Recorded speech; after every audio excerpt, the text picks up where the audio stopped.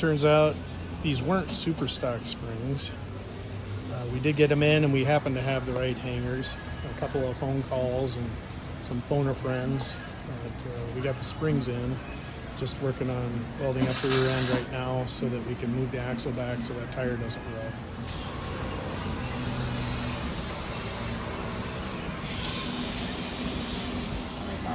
The spins that go in the spring.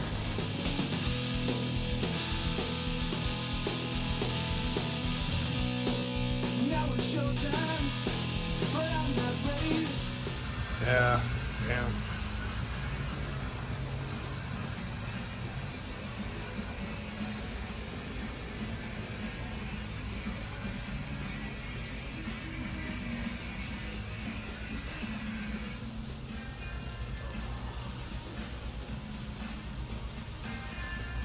Started getting the dash in. Well, I have to put the dash in to get the bars in. Yeah. The bars go through it.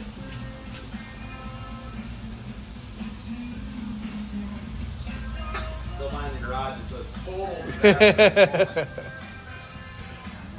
I might add a part to do with that. No, I actually cleaned it up after that. I just don't, I bend the front bar so it follows the roof line a little better. Otherwise, it's right in front of your face. Yeah. And then put a swing out on, but like that bar, especially on this car, you have to kind of bend the top of it a little bit to clear the door. Yeah. But I mean, it should pass for the 890 no problem. And of course, I know our tech guy up here that does the certifications, so I called him on a couple things. And I still like these old scoops. You don't ever see them anymore, but I think they're badass. That's what was on the other car. Mm-hmm. And I got the hood for nothing on it. Mm-hmm. And it's all fiberglass and it's molded into it, so it's it's not like it's glued to the hood. Yeah. I mean, it's all part of the hood. That's how you bought it back then. When I set that old Pro Stock style hood scoop on that 70 Super B hood, I was like, oh yeah. Yeah. It actually looked better than I That's thought what's it would. That's what's on that That's car. what you got on this one. That This one's is got a bigger scoop on it. For my first time ever making them. Made them yourself. Yeah. Normally we just buy the kit, and do the stock ones, but problem with this car is they cut out the outside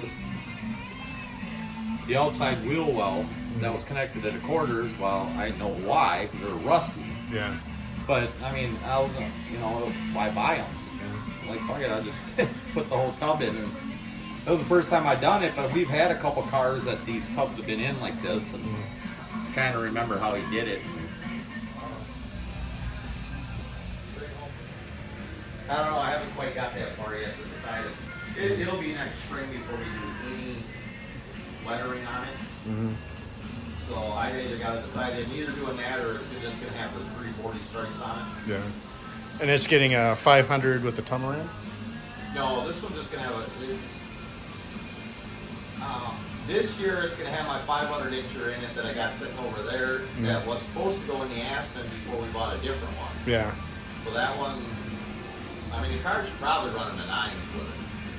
Yeah. But the motor that is supposed to go in the car is a 500 inch, or no, sorry. Yeah, it's 500 inch cast iron heads with just a 509 Mopar, or a purple shaft. Oh, yeah.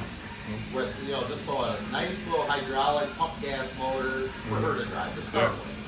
There's no reason to put her in something that's got some crazy power. I just, that motor should run 1150. Yeah. You like that? Broke a valve. Oh. But if you can see, And that was on the 500? yeah, they're fully CNC ported. Yeah. They flow at 340. So I mean, they made pretty good power. I would have loved to have got a set of stealth heads to put on the jack thing because Well, the nice thing is you can paint them. And that's what I'm going to say. Then I could compete in the super stock nostalgic and tell them they were iron heads. You want to see a dead cylinder? Look at that one. Yeah. All that was left in it was a rod and a wrist pin. That's why we hoard the 400 blocks, right? Oh, I got a few of them. No, that one's just my mock-up block. That tranny's gutted completely. There ain't nothing in it. Yeah. So just shove it in the car, and then that's how I mock up. That's what had the intake and everything.